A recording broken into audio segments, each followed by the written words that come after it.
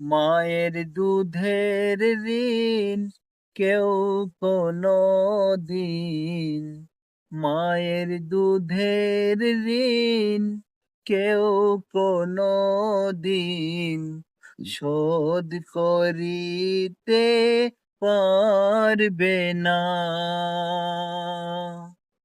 মায়ের দুধের ঋণ কেউ কোনো দিন শোধ করিতে পারবে না।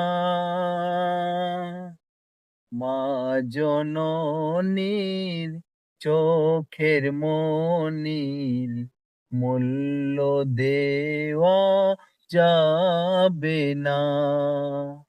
মা জননীর চোখের মনির মূল্য দেওয়া যাবে